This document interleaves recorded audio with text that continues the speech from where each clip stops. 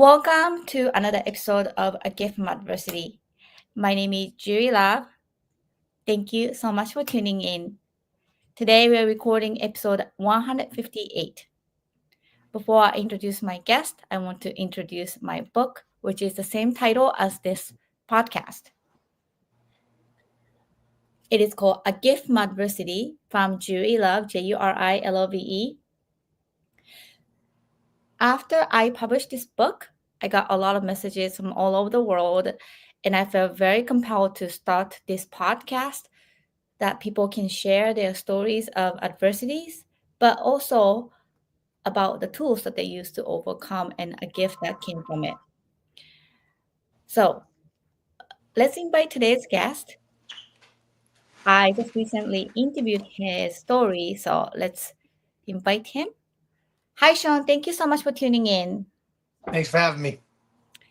So, Shawn, please tell our audience your name, where you're coming in from today, and then if you have any social media or anything that you want to promote. My name is Shawn Parker. I'm coming in from Foxboro, Massachusetts, and my Instagram is sparker_5. And I'm promoting the charity boxing event for cancer research that I'm doing with Haymakers for Hope. And how can people find out more? Where should they go? And then maybe you can spell out your name for people who are actually listening. Yep. So my name is SHAWNPARKER. Again, on my Instagram, sparker_5. There's a link on my Instagram to my donation, my fighter donation page. And if you go to haymakersforhope.org and you browse events and you go to the Boston event, which is the Rock and Rumble 2025, if you go through the fighter list, you'll find my name and my face. You click on my fighter bio, and then you can donate through there to towards my fundraising goal. Great, thank you so much. So let's dive into the first question, which is the adversity. So, Shawn, can you tell our audience what was your adversity? Yeah, so my adversity started when I was in high school. My father was diagnosed with stomach cancer. He fought that and then actually ended up beating it. And, it took a toll on my father and my family, I think, at the time. And then a short period after that, in 2010, my brother, after coming home from college, was diagnosed with melanoma, which he fought for about 10 months before passing away from the disease. So, can you tell our audience what's melanoma? So melanoma is skin cancer. It's one of the most aggressive forms of skin cancer. The survival rate is not very high for it. Things have changed, since my brother passed away, but it was a very aggressive form of the disease. And they actually found a swollen lymph node in his neck. That was the first sign of it. They started doing surgical procedures to remove portions of his neck, which followed by pretty much them finding out that there was, in most of his organs, and from there it spread pretty quick. So, I'm aware that he was only 25 when he passed. Yep, my brother was 25. He had pretty much just gotten home from college, started a new job, was pretty much starting his career and his life. And right when all that happened, he pretty much was diagnosed with this disease. I was 23 at the time. His younger brother, I looked up to him. He was pretty much my hero growing up. A huge role model for me. And I would say, the rock of our family. He was, New England champ wrestler at Foxboro High School, wrestled Division I at University of Buffalo. Was this kind of a staple of our community, I believe, too. So he was, a leader amongst his friends and amongst, really just, a lot of people in general saw him as a leader. Do you remember first time learning about his cancer and how you felt, how you processed the information? Yeah, my mother had pulled me aside and, pretty much explained to me the situation. I remember thinking, there's nothing my brother can't overcome. I figured, he's the toughest guy I know. and I didn't think cancer had a chance against him. I know I had seen my father go through it with stomach cancer. I didn't realize at the time how much worse melanoma was than stomach cancer, and just I didn't realize how bad his case was. I think, but at the same time, I held out hope and I believe that my brother could overcome anything. So um, I didn't see him losing the battle at the time. Do you remember how he kind of went through the treatment and then how it was affecting your life before he passed? And then do you remember the last moment that you had with him, the conversation or anything that he left before he passed? Yeah, so I mean, I remember him going through, chemo and different treatments. There were a lot of treatments that he did that were, um, I think at the time he was a wrestling coach and he was still going to wrestling practice. He was still working throughout a lot of that process of going through his treatments.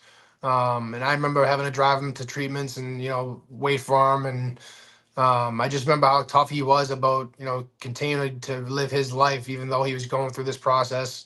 I saw that as, not only bravery, but I was in disbelief how tough he was. Um, I remember towards the end, when it was really getting bad, having conversations with him just about life in general. Um, I think for a 25-year-old kid to be facing what he was facing, I think, it's to have the attitude that he had of, we're going to overcome this. And, it's, he kept that belief the entire time. And I think, for him, seeing the young kids around him that are facing cancer diagnosis as well, I think that motivated him to continue to not only have a positive attitude, but to kind of have a positive impact on people around him.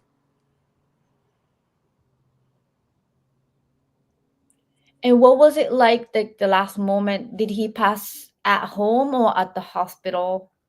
Yeah, so he had passed away at home. The doctors pretty much told my family there wasn't much more they could do for him. His body had really taken a toll. So they sent him home, gave him like hospice care at the time. And, um, he had one night out before he died that he went and had a beer with some of his friends, and pretty much that was really his last moment. That before, I think it was the following weekend that he had been home, and I got a phone call while I was out to come home, and pretty much his closest friends were around him, and it was tough. I am very sorry to hear. And then I know you had lost your father too. Was he like the similar, like he passed at home or like suddenly or um hospital, like was Yeah, you my father actually, he had a tough time dealing with the grief of my brother's loss, and I think that weighed on him immensely. Years I've talked to him about it, that it's we still have each other and we're still here, and Jeff's still watching, but I think the grief really consumed my father completely, and just I think to be honest with you, I think he passed away of heartache. Really, just losing my brother, kind of it took a toll on my family. It kind of he was the glue to our family, and once he was gone, it felt like we had lost a piece of our family. So my father went through some tough times, and eventually he passed away. Suddenly at his home. I am very sorry. And then I know you mentioned during the interview for the Fox reporter, you lost your cousin, you lost your dog as well. Yeah, this past year I lost my dog, who is very important to me. He was pretty much with me. Excuse me.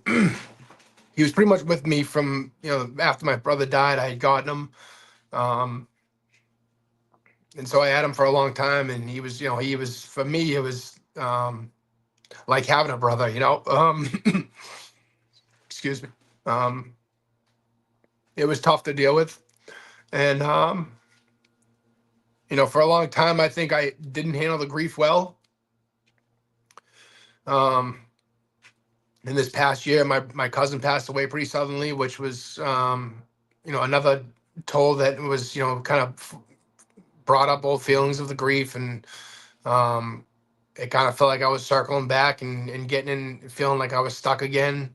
This past Christmas was the first time I really, for a while, that at least the last 11 years, that I didn't have my dog at Christmas time. So I really did feel alone, and Christmas is always a special time for my family, um, being together and stuff. So I think this past Christmas I felt more alone than I really ever had. And at that point in time, I was, looking for something to really get me out of the funk that I was in, and to have me stop feeling so sorry for myself, because I just was feeling sorry for myself, that, I know I've been through a lot, and I just, I needed something that I think pushed me out of my comfort zone, and, forced me to kind of change my lifestyle of how I was living.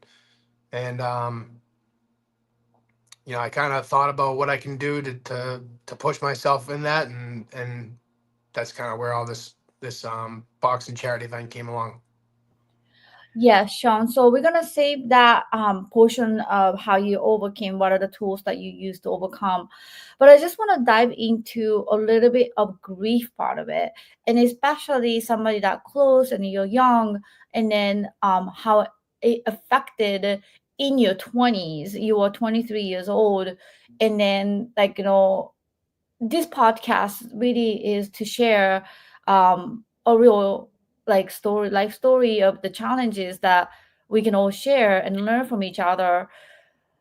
Uh, can you describe it to us that how this grief and then the sense of loss kind of affected your daily life, especially like when you're 23, 24, still young adult, like social life, and then like the trajectory of your life and perspective and stuff. How did it change before and after? Yeah, so I think at first it was just a major shock. Um, up until the day he died, I didn't really believe that it was going to kill him. I thought he was going to overcome it, and I still held on to the hope. Um, and then after he died, I think for a while it just, I would be crying at work, and, doing random things, and start getting upset, and just constantly thinking about it. I think it was, something that was always on my mind.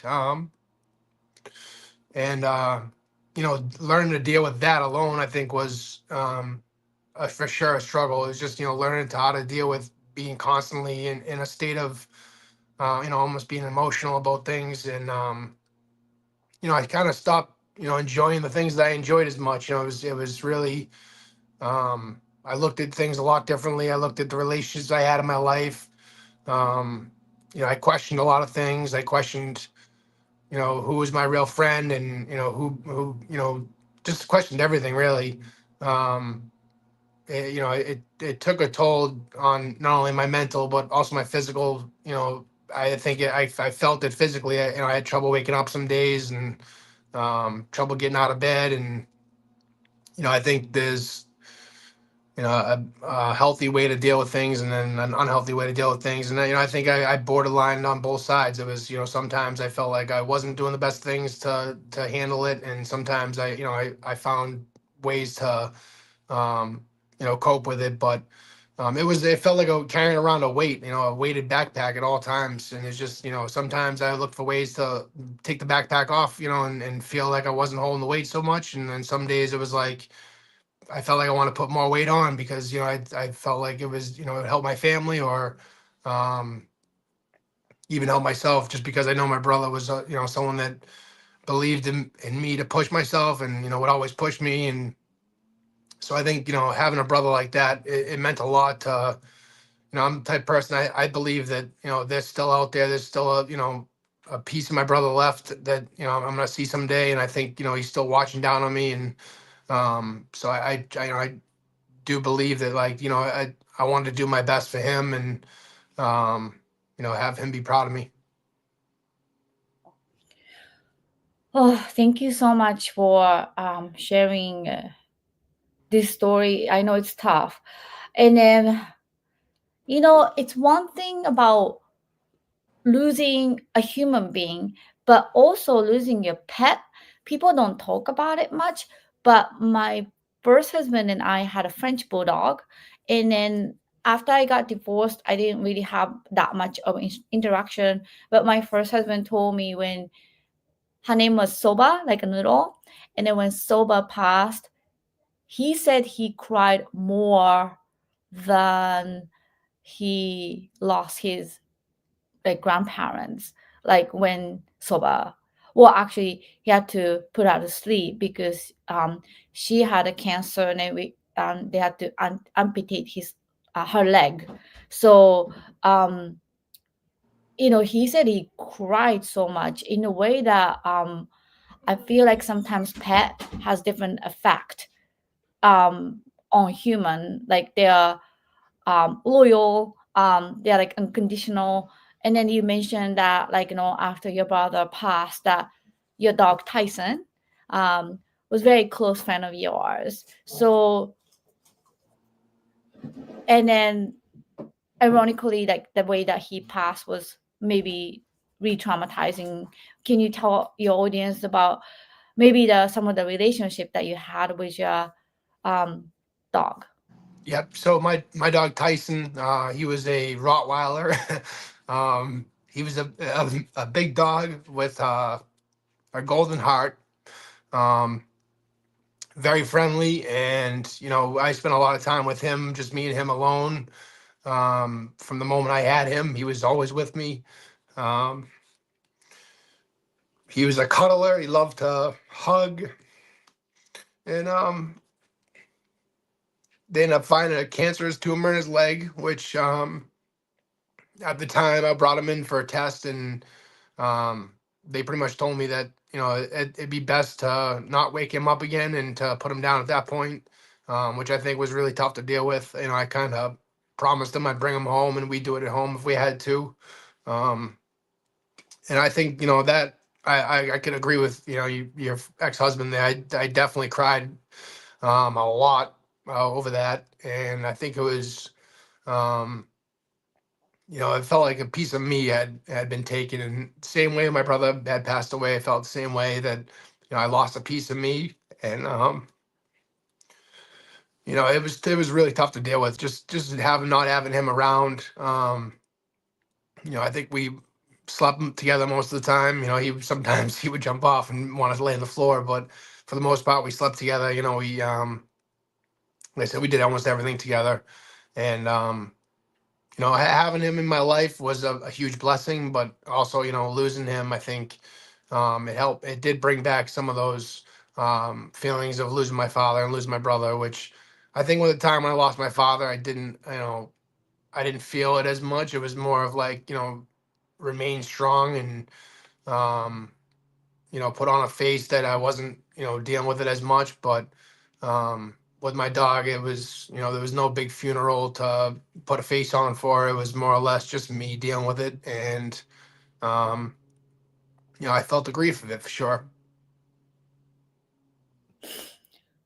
I'm very sorry for your losses, and then but thank you so much for sharing the vulnerable part of it.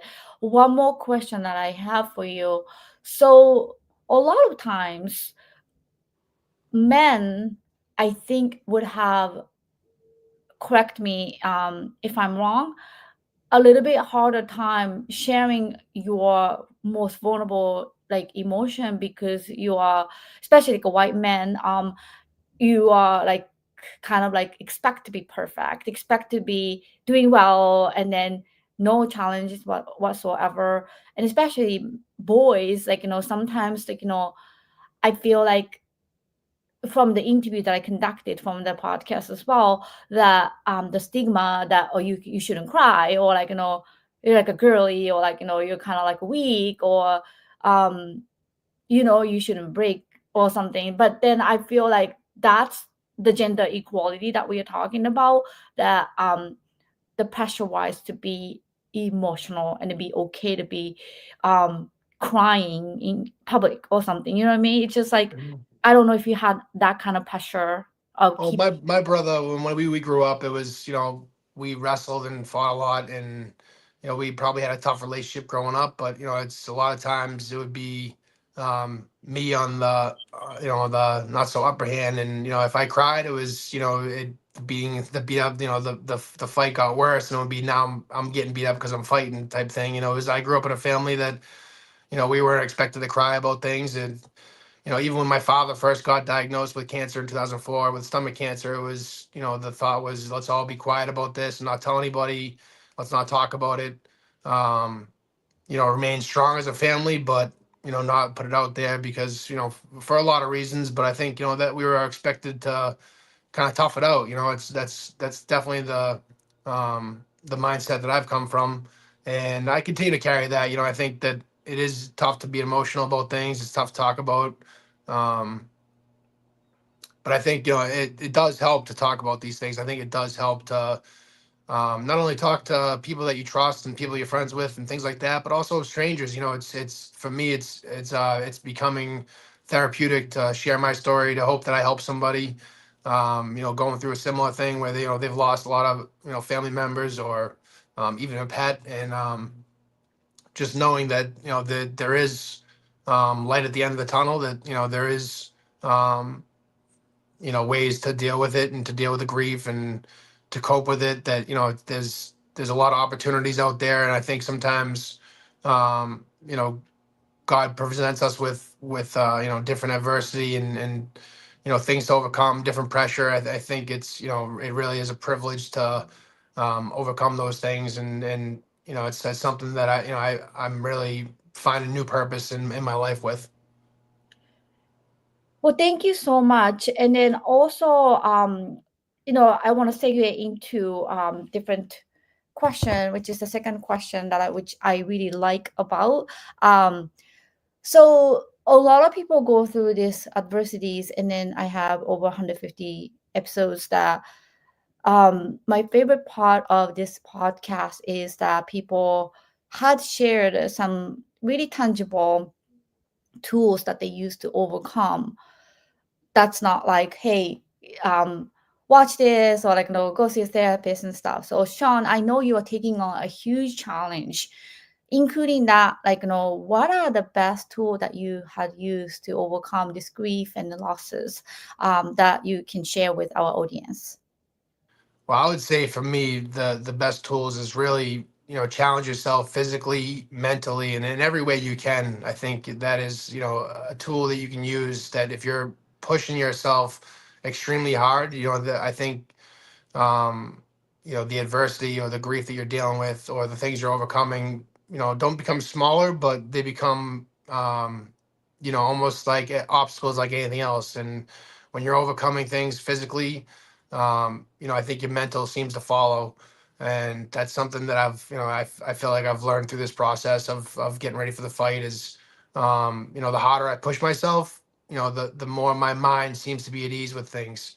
Um, and to be honest with you, for me, I feel really close with my brother when I work as hard as I do. Um, he was a hard worker, so working as hard as I am, it makes me feel closer to my brother. My father was a hard worker, so I feel closer to him doing this.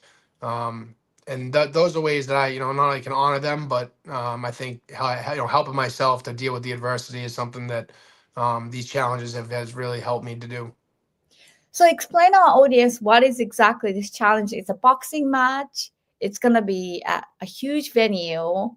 So explain and when and what's gonna happen, what to expect, and you have your opponent as well, right? Yep. So on May 8th, me and 27 other fighters are getting in the ring to slug it out in a charity boxing event where each one of us is fighting another opponent, that we're all raising money for cancer research and support programs.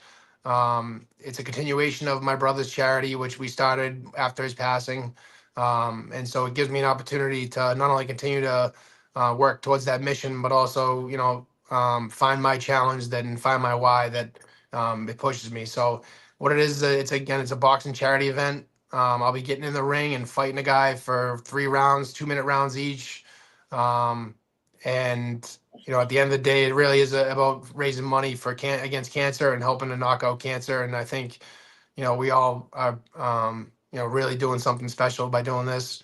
And yeah, you can go to haymakersforhope.org and you can check out the charity. It's a great organization, great charity, and they do phenomenal work when it comes to setting up this event. They really guide you. You once you sign up and get picked, they pretty much guide you through the whole process. They've been completely supportive of this. They've been such a supportive organization in this whole thing. It's been a blessing to have this opportunity and be given this opportunity to compete in this event. Um, one of the guests on my live stream is asking, I was saying some comment. I just want you to answer this. The phrase "big boys don't cry" was taught to us that boys don't cry because it's a sign of weakness, and that's my live audience. What do you say to that? Yeah, I mean, I still feel that. I feel the need to not cry in front of anybody. Even just now, I would love to just let it out sometimes, and I definitely cry, to myself. I think sometimes early in the morning when I wake up, I just have a moment to myself. Sometimes I do let it out, but it's definitely I think it's you know there's a thought amongst people, especially males, that crying isn't really acceptable, especially if it's something just emotional. I think sometimes even when you're playing sports and you lose and you see someone crying, you think a certain way about it, but um, it is okay to cry for sure. I think it does help, and you don't just have to do it alone in the shower. You can cry on a friend's shoulder. I think I have really close friends that I think they've been supportive of me, but they also if I needed to cry on someone's shoulder, they'd be there for me. My mother's always always there for me as her baby boy, and I think I'm a bit of a mama's boy, but um, when I was growing up, I remember being out working out in the yard, and if I didn't do something right, I'd be sent back inside and I'd cry my way in because I was upset that my brother and my father were picking on me. But I think it's just it's common amongst men to feel that way, and I'm definitely no exception to that.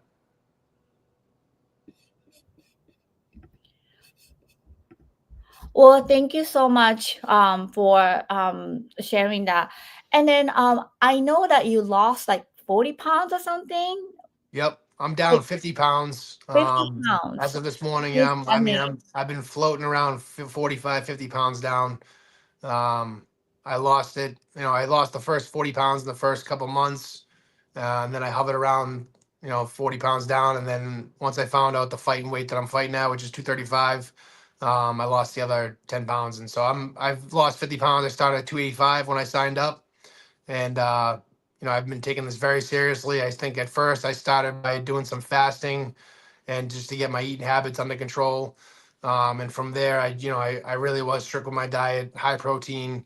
I'm working out twice a day, which I'm sure that's, it's part of the process as well. But really, my diet was the main thing. Just making sure my diet was on point and was, probably made it the easiest to lose that weight. Um, and then obviously training in boxing is extremely high intensity.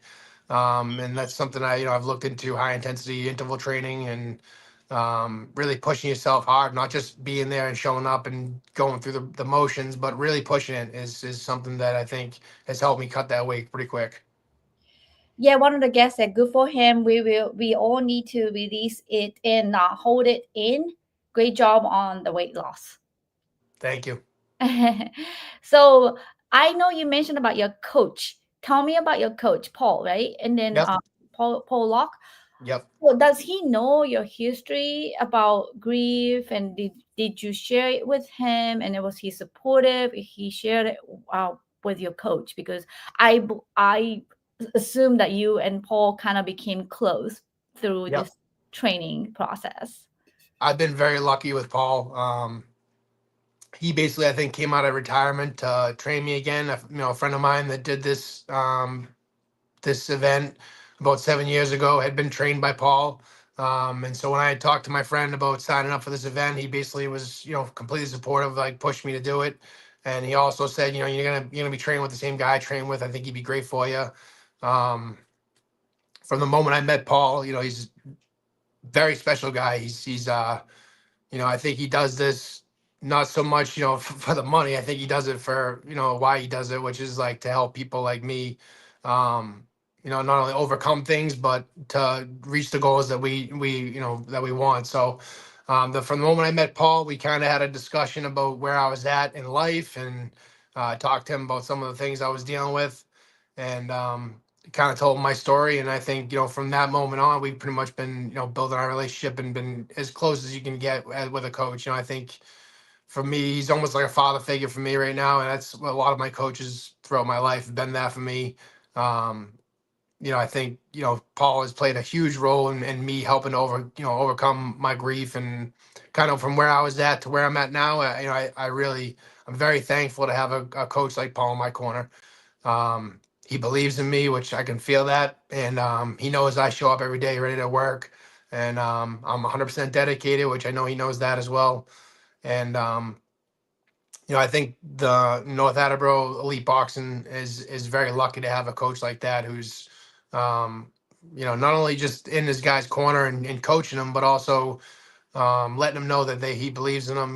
He sends me messages on the side outside of training that, hey, you're doing a great job. I believe in you. I'm so happy I got to coach you, and you're a great guy.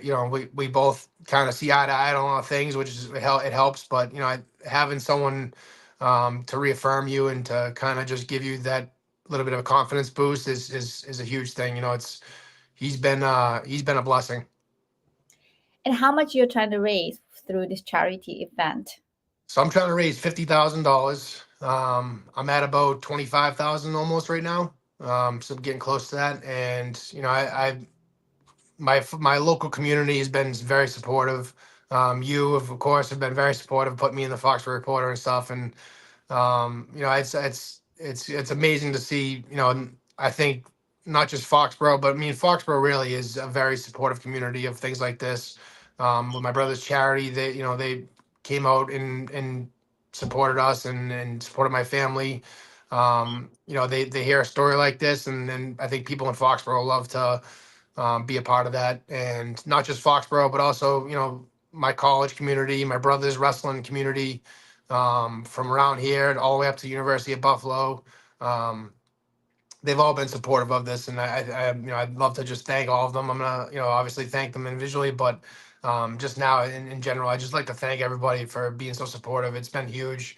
To be able to raise 25,000, which at first I wasn't sure if I'd be able to raise the 10,000, which is the minimum we have to raise, and I was nervous about that, but seeing how supportive everyone is, it's been fueling my drive for sure. And it's this the fundraising portion of it I've taken just as seriously as the boxing training part of it. Um, and so I'm going to continue to do that, not only up to the fight of May 8th, but also after the fight. That you can donate to my page after the fight. So the fundraising continues after May 8th, which is for me it's a great honor to be part of this. So Haymakers for Hope Yep. .org or .org. Yep. org, haymakers for hope.org. And then Shawn, SHAWN Parker. So if people search, people still can donate. I saw your page and I saw people donating, even like firefighters Yep. association. And then it's incredible of how people came together for you. And then, I think um sometimes I've heard like when you are going through tough time, helping other people can help you. And in your case, through this charity and then through this money that you're raising, and then the way that you are handling yourself, pushing yourself, I'm sure it inspired a lot of people. What is your hope for this money that you raise to put towards? I know it's a research, but is there any specific thing that you can request or not really? Is that through like Dana Farber? Like, what are the institution? Yep. What are you trying to do? Yeah, so the main organization that Haymakers for Hope donates to is Dana Farber Cancer Institute, which I thought about requesting to have it go towards the Melanoma Research Center, but I think in general I just wanted to go to Dana Farber and let them kind of decide what to do with it. I think there are some fighters that have local charities or charitable organizations that they're requesting that portions of the funds go to. But it does go towards mostly cancer research, and then supporting programs that help families and help cancer patients go through the process. Which a lot of times, those families that are going through it, it's really tough to deal with as far as like, just being able to go to work and um, having to support the person that's going through that process. I think some people forget about the mother that doesn't have only has one job and she still has to bring her kids to cancer treatments. That sometimes I think the jobs are very supportive and people are supportive in general of it, but sometimes that money doesn't go as far as people think it does. And, to help those families, I think is something that's very important to me. That's, for my brother's charity, we did a lot of helping families and, paying some mortgage payments and helping with different, needs, whether it's getting toys for kids or, getting things for the family. There's things like that that I think are very important to help out. It's something that for me is a great opportunity to give back to people, and it does help me deal with the things I'm dealing with as well. I think helping people does help you. It couldn't be more true. Well, thank you so much, Shawn. I know this is a very recent year of the challenge that you are doing since the start of this year, but you've had that grief, you've had that loss of the family members prior to this challenge that you took on this year. Were there any other tools that you thought that was truly helpful or help, something that maybe unique that people don't know, or like something that you applied as easy as taking a walk, or anything that you can share with our audience if they are like maybe facing similar adversity? Well, I'd say up until I lost my dog, having my dog was a huge help for me. Taking him for walks, raising him from when he was very young. I think all those things. I look back now. I was, so blessed to have him. He helped me through 11 years of grief that I thought. Um, I didn't. It almost felt like I wasn't grieving at the time. I was more focused on him, and I think that helped a lot. To go through that process. After I did lose him, I think for me it was finding that challenge that would push me out of my comfort zone, which my brother was a huge proponent of. Pushing yourself out of your comfort zone to I think that is something that I'm going to carry with me going forward, is that it's just get yourself out of that comfort zone. It's if you're feeling real sorry for yourself or you're feeling the grief, and sitting by yourself to deal with it is not a healthy way to do it. I think that at times I try to do that. I try to just be by myself and shut the world out and kind of just deal with it internally. And I think that's the kind of the wrong way to deal with it. I think getting out of your comfort zone, putting yourself out there, helping other people, those are things that I think really do help you in the long run with dealing with grief. Well, thank you so much for bring it to the forefront. My case is I was sexually abused, physically, verbally, emotionally, every channel, by my real father in Japan. And then at the time, there was no mental health talk, no PTSD. I didn't know anything about even PTSD, the word, until I was 22 when I came to America. And then the guidance counselor at college told me about the word. I had no idea that I had that. And then I had no idea how bad it was until I really came to this country and then looked at it. But then the way that helped me the most was creating a nonprofit, which helped to teach music to juvenile offenders. And then these kids are very violent. They were probably the worst. Criminals, the worst crimes that they had committed in the state of Massachusetts that I was dealing with.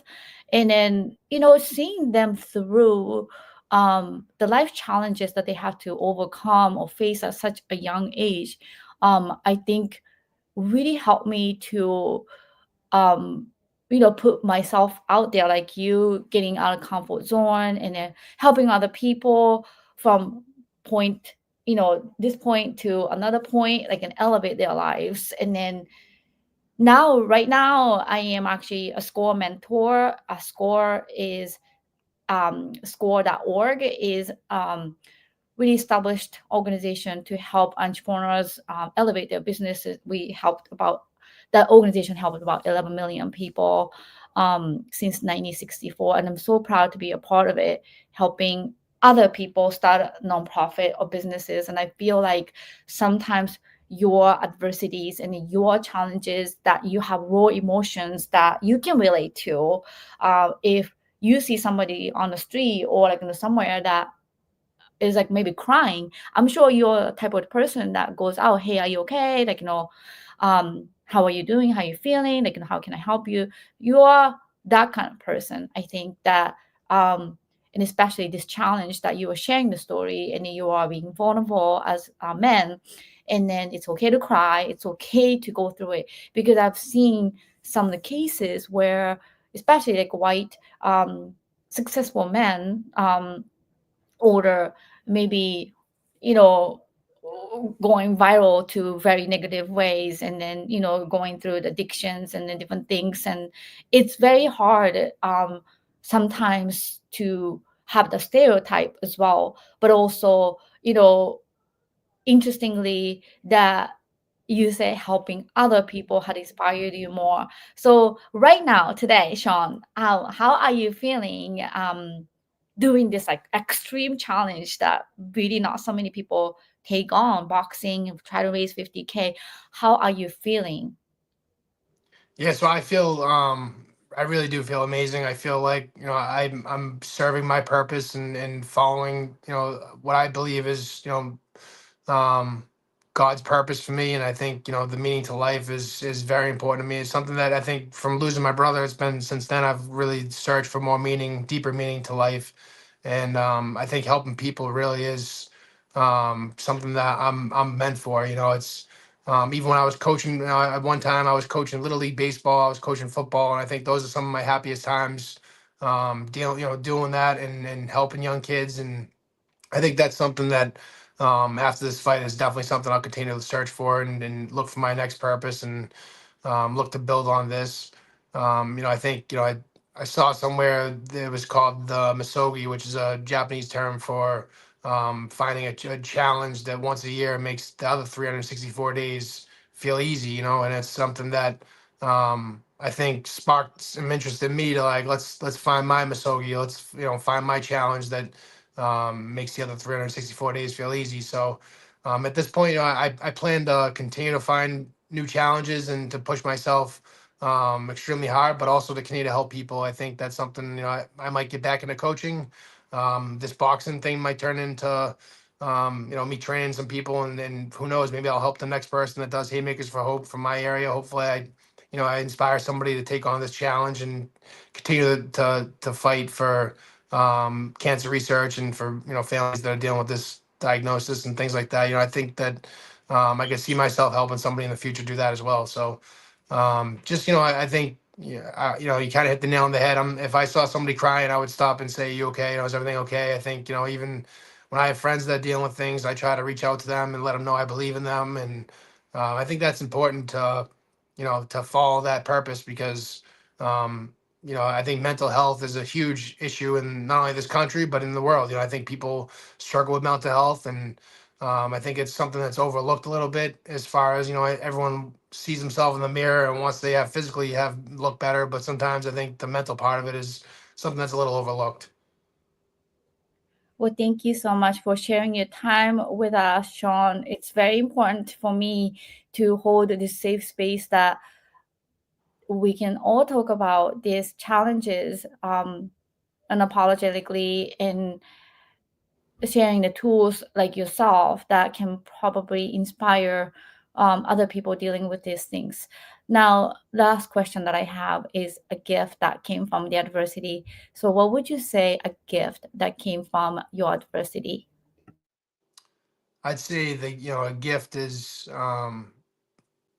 it's really self-belief and finding my purpose. I think that alone has been a gift that I'm very grateful for, and finding deeper purpose and finding deeper meaning, I think, is a very important part of anyone's life. And everyone's going to go through adversity. Everyone's going to face adversity at some point in their life. And learning how to overcome it is one thing, but learning how to find deeper purpose and deeper meaning from it, I think, is another thing. And I think that's a huge gift that I've received from adversity. Thank you so much for coming to our Gift from Adversity today. It really was touching episode and then very emotional. And I really appreciate you um, sharing your true self and true emotions with us today. And then I really wish you best of luck for May 8th. And then would it be possible for people to come and then see the match? How would they do that? Yep. So if they want, they can go to the Haymakers Vote website and get tickets. It's May 8th. It starts at 7:30 p.m. at the MGM at Fenway, right next to Fenway Park in Boston. It's right on Lansdowne Street. And if they, if they're somewhere far away, there's people that are that I work with that are all over the country and all over the, in Canada and different parts of the world that family members in different states and stuff that aren't going to be able to make it, but they are going to be able to watch it on pay-per-view. So there will be a pay-per-view link that Haymakers Foe puts out close to the fight. So, there's ways to watch it if you can't make it. I'd be happy to have anybody in my corner for sure. Are you excited? Are you nervous? A little bit of everything. I'm excited. I'm nervous. I'm planning on putting on a show, and I'm one of the biggest guys on the card. Me and my opponent are two of the biggest guys on the card. So we're the big guys in the fight, and we plan on putting on a show for sure. Well, I can't wait to hear all about it. And I really appreciate your time today. And thank you so much. And then good luck. Thank you for having me. Well, thank you to our audience for watching and listening to another episode of A Gift from Adversity. My name is Juri Love. I'll see you next time.